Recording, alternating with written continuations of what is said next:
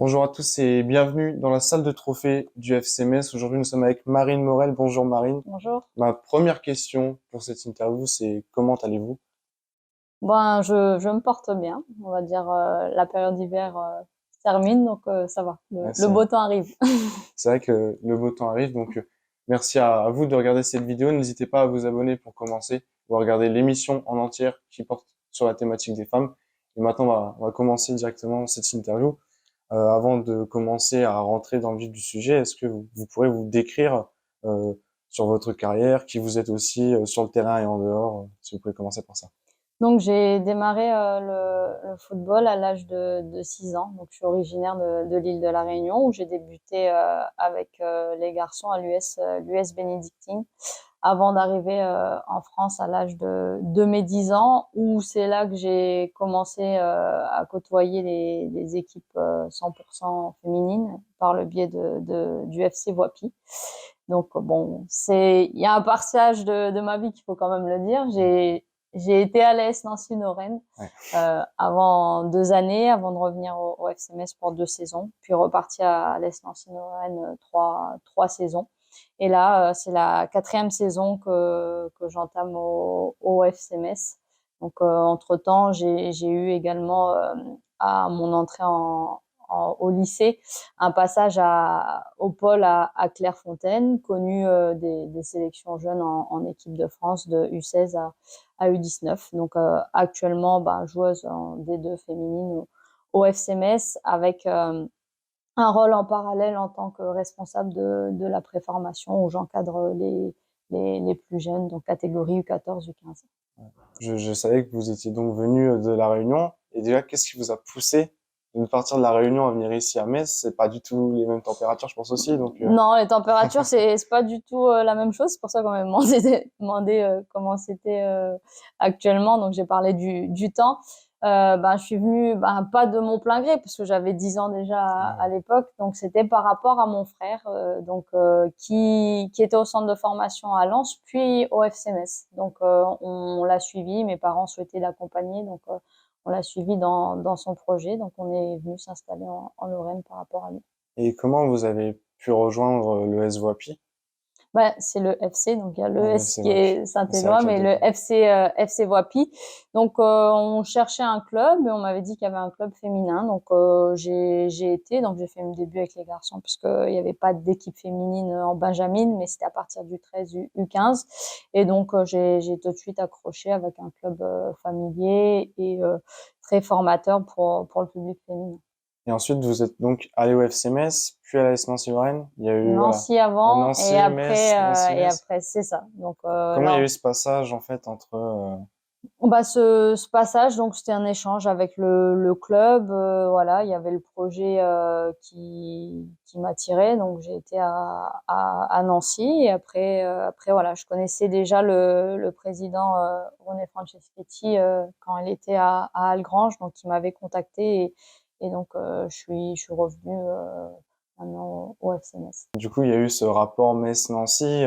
Je sais que chez les hommes, il y a cette grosse rivalité, mais est-ce que chez le foot féminin, je sais que on regarde peut-être un peu moins le foot féminin. Est-ce que vraiment cette rivalité, elle est aussi forte chez vous ou elle est un peu moins forte, mais ça se joue quand même Un peu moins forte cette rivalité. Après voilà, après c'est vraiment peut-être plus sur le terrain, on va peut-être la ressentir et on sait que un derby ça se joue, ça se gagne. Donc voilà, c'est plus sur le terrain, mais je veux dire en amont, on sent pas forcément cette rivalité comme chez les garçons. Et pour vous, c'est un peu plus particulier, du coup, quand même, parce que vous avez joué dans les deux clubs ou ça vous fait ni chaud ni froid maintenant que vous êtes revenu à Metz? Non, après, particularité, j'ai envie de dire, c'est plus pour le football lorrain. Parce que c'est vrai que voilà, on a la chance avec le FC Metz que les garçons sont en Ligue 1 et les joueuses de féminines soient en D2. Si on regarde le parcours de Nancy, pour la vitrine lorraine, c'est un petit peu triste, voilà, ce fait d'être en national. Donc c'est sûr, il y a encore un impact, mais c'est vrai que voilà, moi je me focalise sur le FC Metz. On a encore des amitiés, mais voilà, après moi, le projet est axé sur le FC Metz. Alors, j'ai fait quelques recherches quand même. Il y a eu, vous avez pu connaître l'équipe de France chez l'U17 et l'U19, si je me trompe pas. Oui, c'est ça. Euh, Qu'est-ce que vous retenez de cette expérience avec l'équipe de France? Bah, c'est très enrichissant et c'est surtout c'est une fierté de pouvoir représenter son pays, entendre l'hymne avant match. Donc c'est sûr qu'il y a des émotions qui se dégagent et c'est du haut niveau. On joue contre d'autres pays. On participe à des compétitions européennes. Pour ma part, c'était que européenne, donc pas eu la chance de faire des compétitions internationales. Donc voilà, c'est enrichissant de voir l'évolution et voilà, c'est vraiment des étapes très, très, très marquantes. J'ai aussi regardé la situation du coup de l'équipe féminine. Donc je suis fan du club avant tout, avant de faire cette interview. Et j'ai vu que la situation est malheureusement assez compliquée. Quel est vraiment l'objectif de l'équipe pour la fin de la saison? C'est vraiment le maintien. Est-ce que vous croyez vraiment au maintien, vous? L'objectif, c'est le maintien. Y croire, oui, totalement. Parce que quand on est joueuse, ben, on a un Mm. devoir. Et c'est surtout, il y a des objectifs de résultats.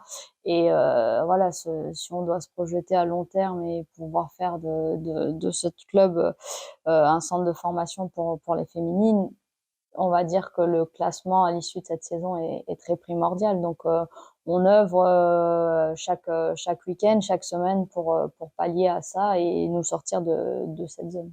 La saison elle est quand même assez compliquée. Selon vous, pourquoi à l'heure actuelle vous êtes à cette place-là? Comment ça se fait qu'il y a eu cette dégringolade? Est-ce que vous attendiez vraiment à jouer le maintien cette saison ou alors plutôt remonter en première division? Remonter, je peux pas le dire que c'était quelque chose qu'on devait acter dès le départ parce que comme vous avez pu le voir, bah c'est un groupe unique cette année, la D2. Donc auparavant il y avait deux groupes, ce qui veut dire que le niveau s'est intensifié, plus compliqué. Si on regarde, il y a pas mal de d'écuries, du moins de clubs professionnels qui sont en Ligue 1 chez les garçons ou voire en Ligue 2. Donc ce sont que des clubs à majorité professionnelle. Donc voilà, se dire qu'on allait jouer le maintien, forcément pas. Mais voilà, il y a eu un passage à vide, il y a eu une certaine dégringolade. C'est vrai que le groupe est à la fois jeune comme avec de l'ancienneté. Il y a eu beaucoup d'arrivées. Et si on regarde ce qui nous a fait défaut, bah, à l'issue de notre première partie de saison, c'est le nombre de buts offensifs. Si on ne marque pas suffisamment, on peut pas gagner des matchs. Donc ça a été une grosse difficulté sur ce début de championnat. Donc voilà, là l'objectif c'est vraiment sur cette deuxième phase, il faut qu'on accumule les points. C'est vrai que là sur la deuxième phase on a démarré avec deux matchs nuls, mais il faut que les victoires reviennent parce qu'actuellement on n'a qu'une seule victoire.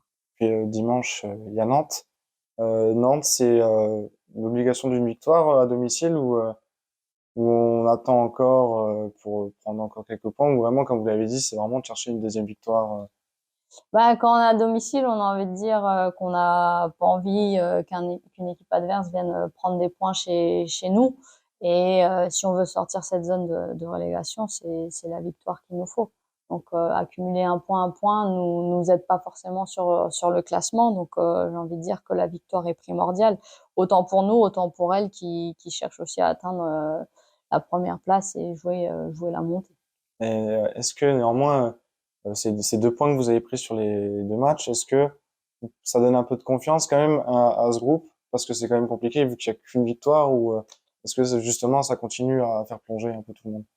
Non, c'est sûr que dire qu'on a pris un point, on va pas en pleurer juste, mais c'est important. Ça faisait partie de nos objectifs collectifs qu'on s'est aussi mis sur cette fin de saison. Mais voilà, je pense que notre équipe a besoin d'une victoire pour éclore, pour vraiment pousser et redonner un coup de boost parce que tout le monde est axé sur ce maintien.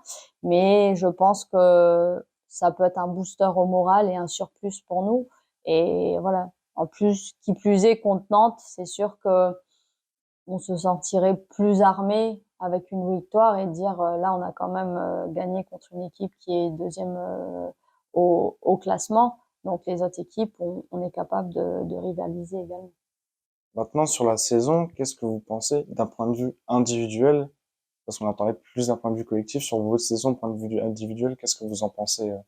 Bah, un point de vue individuel, ça va pas être très long parce que malheureusement, j'ai été pendant 4 mois mis à l'écart des terrains par une blessure. Donc moi, j'ai pu jouer les trois premiers matchs et je suis revenue au Mans où j'ai pu reprendre 45 minutes. Donc moi, je l'ai vécu pas assez difficilement, je vais dire de mon côté, voilà, je me préparais pour revenir, mais c'est difficile de pas pouvoir aider son équipe et être éloigné des terrains. Donc c'est pour ça que ma reprise, pour moi, j'avais qu'une idée, c'est revenir et aider le groupe, aider le club, qu'on puisse se maintenir.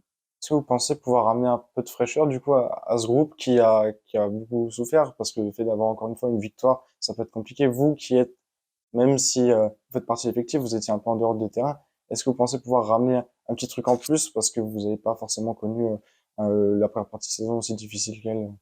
Après, j'ai la capacité aussi, bah, cette analyse d'être coach, donc le dialogue fait partie d'une de mes capacités et on va dire je fais partie des leaders du groupe, donc voilà ce côté à pousser, à redynamiser le groupe, même d'un regard extérieur, on le voit, donc je n'étais pas détachée, donc j'étais là pour mes coéquipières. Donc voilà, c'est plus ce côté leader à pousser le groupe, à les tirer, un moment à peut-être gérer quand ça va ou ça va moins bien, notamment sur les émotions. Donc mon rôle se situe là. Et, malheureusement, les hommes sont dans la même situation que vous. Je ne sais pas si vous avez l'occasion de beaucoup pouvoir les suivre, mais est-ce que vous pensez qu'eux aussi sont capables d'avoir le maintien comme vous? Ben, les garçons, oui, c'est capable. Là, on regarde sur les 2 derniers matchs qu'on a pu faire.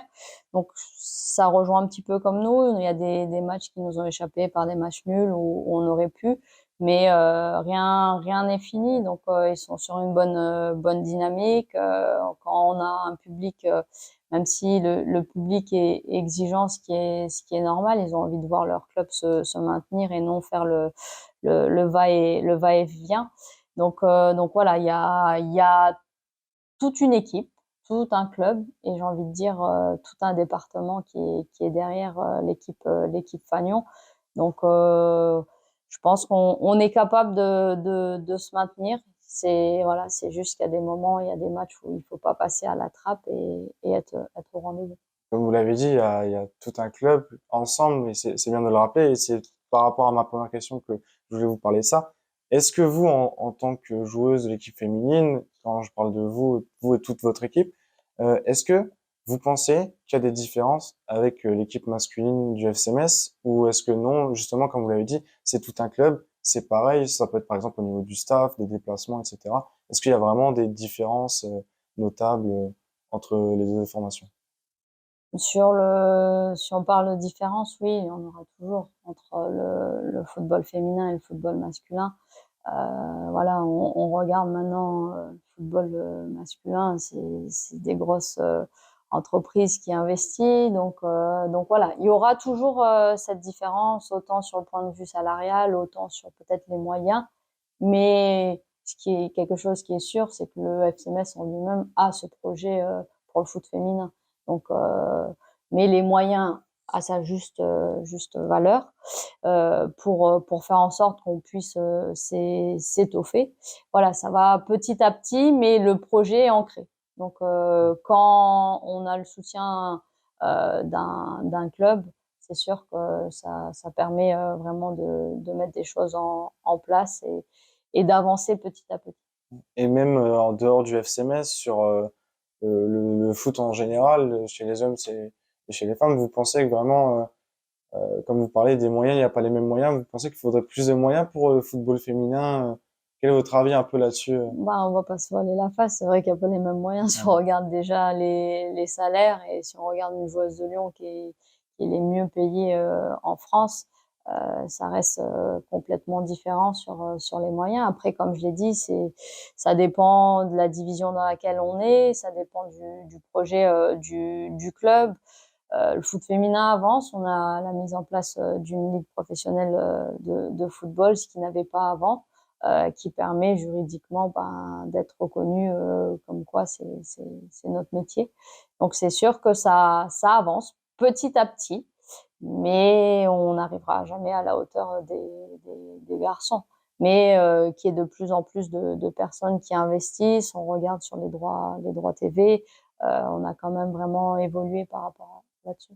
Si vous avez un message à faire passer sur le foot féminin, pour qu'on regarde peut-être plus le foot féminin, pour qu'on s'intéresse plus sur le foot féminin, parce que j'ai l'impression quand même que en dehors sur le foot féminin dans tout son ensemble, j'ai l'impression qu'il y a quand même beaucoup de différences, mais aussi que les gens s'y intéressent moins. Si vous avez un mot à dire peut-être sur ça, sur essayer d'attirer des gens, il y a Amandine Henry avant France-Allemagne qui avait parlé de ça, qui disait que malheureusement il y avait que 25 000 personnes que vous saviez pas quoi faire de plus pour qu'on regarde le foot féminin, parce qu'au même moment il y avait Lyon, il y avait Metz-Lyon à Saint-Symphorien, les supporters de Lyon préfèrent regarder le match là au lieu de venir au stade chez eux pour voir l'équipe de France. Si vous avez vraiment un message pour inviter les gens à regarder le foot féminin, qu'est-ce que ça pourrait être?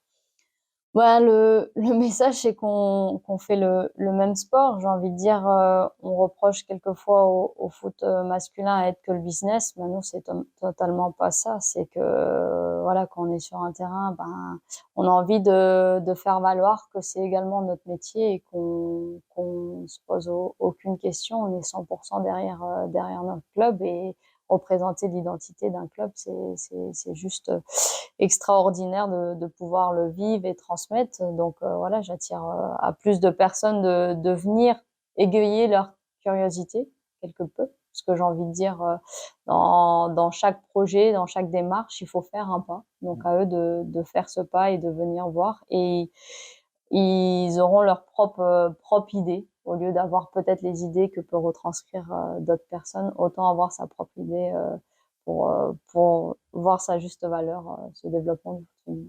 Est-ce que vous pensez, vous avez parlé tout à l'heure d'une, pas une évolution, mais qu'il y a quand même un peu plus, le foot féminin avance petit à petit.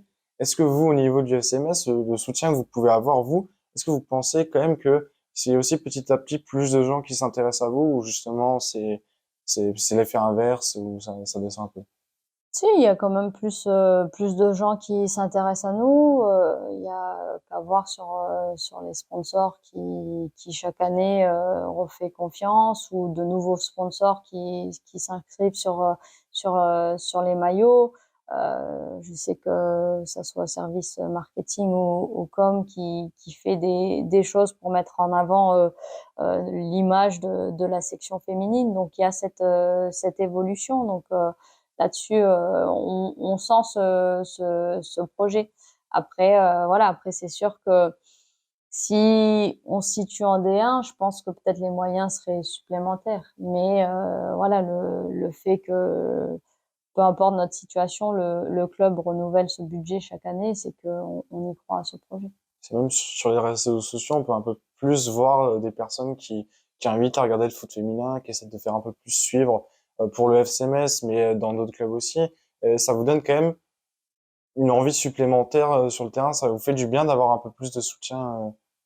Bah, c'est sûr, ça montre une certaine reconnaissance de notre sport. Ça permet d'être vu, et voilà, peut-être d'attirer des personnes. C'est vrai qu'on a Les Gomez et on a le Coin Grenat qui nous suit très régulièrement et qui met en avant tout ça. Et j'ai envie de dire, pas que forcément que pour le foot féminin, mais pour le sport lorrain en général. Donc voilà, c'est grâce à ce biais de médias que petit à petit on parle de nous et on se fait connaître et donne une image différente. Voilà, le Coin Grenat qui risque sûrement de regarder cette vidéo, donc il sera content. Avant l'interview, il m'a dit, poser une question, demande s'ils connaissent le Coin Grenat, donc je pense que vous le connaissez Donc très oui, bien on le comme vous connaît. l'avez cité. Et c'est vrai que les Gomez ou même le Coin Grenat, même d'autres petits comptes, Mhm. des personnes qui suivent, je pense que ça doit faire un peu de bien. Maintenant, sur l'aspect financier, vous en avez parlé, il y a une différence entre vous et des joueuses de Lyon, mais il y a aussi des différences entre les joueuses de Lyon et la Ligue 1. Est-ce qu'on peut vraiment vivre du foot féminin ou faut avoir un autre travail à côté ou comment un peu répondre à cette question? On peut en vivre, mais pas éternellement. Voilà, je pense que ça soit peut-être des joueuses de notre équipe ou d'autres joueuses qui sont en Ligue 1 font que ça et donc peuvent en vivre. Après, il faut savoir qu'il y a différents contrats chez les filles. Certaines sont rémunérées qu'en frais de déplacement, d'autres sont en contrat d'apprentissage et il y a les fameux contrats fédéraux qui sont mis en place. Mais voilà, on peut en vivre, mais pas éternellement, parce que c'est vrai que on a besoin d'avoir une reconversion pour la suite. Donc, c'est pour ça que j'axe sur ce point qui est très important. Parce que si on demande à une jeune joueuse, ben, elles ont envie d'être joueuse professionnelle, d'en faire leur métier. Mais il reste le côté scolaire, le côté reconversion, où il faut y penser. Parce que on n'est pas à l'abri d'eux. On peut avoir une blessure qui fait que ça arrête notre carrière. Et justement, par rapport à votre carrière, est-ce que vous pensez que vous allez finir au FC Metz ou repartir, bon, peut-être pas à la S Nancy-Lorraine, mais est-ce que vous pensez vraiment, c'est un objectif de finir à Metz? Bah, moi, le projet par rapport à ma carrière, normalement, je devrais arrêter sur cette fin de saison à haut niveau, donc avoir l'avenir du club à l'issue de cette saison, donc qui est vraiment de se maintenir. Voilà, après, si je dois arrêter le haut niveau, ça sera au FCMS. Me dire que je jouerai peut-être dans un petit club, pourquoi pas, mais pour le moment, j'ai pas ça en tête, donc c'est vraiment le projet FCMS et pour ma part, côté reconversion, j'ai déjà mes idées. Donc du coup, ce serait plutôt de partir pour entraîneur parce que vous entraînez du 14 ou 15. C'est ça, j'entraîne en parallèle. Après moi, concernant ma carrière de joueuse, je l'ai toujours fait en parallèle avec le métier d'entraîneur. Donc auparavant, j'étais au district Mosellan, Meurthe-et-Mosellans, où j'avais un rôle d'animatrice territoriale. Donc c'était notamment sur le développement du football féminin également. Et voilà, j'ai toujours eu cette volonté de pouvoir mener les deux. Après, voilà, il y a, comme on dit, place à la jeunesse. On laisse les petites bah, prendre la suite. Mais voilà, c'est vrai que moi, si je suis amenée là à arrêter à cette fin de saison, donc j'aurai encore toujours ce projet avec le FCMS en tant que responsable ou voir s'il y a d'autres missions qui me seront proposées. Et est-ce qu'il y a cet objectif d'aller encore plus haut en tant qu'entraîneur, vous pensez? Après, c'est quand même délicat comme question, je pense, parce que c'est pas fini non plus votre carrière en tant que joueuse, même si vous pensez que ça va se finir en fin de saison. Est-ce que vraiment il y a cet objectif d'aller gravir encore des échelons pour aller plus haut? Ouais, il y a des objectifs qui est d'aller plus haut. Voilà, c'est surtout aussi cette volonté de continuer les formations. Donc, qui dit d'évoluer dans les formations, dit ben, prendre une équipe niveau national ou peut-être adjoint. Mais voilà, ça fait partie de mes idées. Donc, je compte pas m'arrêter à là, même si j'ai déjà passé des formations durant ma carrière. Voilà, je souhaite aller le plus loin possible. Et voilà, si le projet doit se faire dans les années à venir avec le FCMS et pourquoi pas un jour être à la tête de cette équipe, ça sera avec plaisir, mais étape par étape. Donc, voilà. Je sais que sur les réseaux sociaux, on parle beaucoup d'une joueuse, Lucie Calba.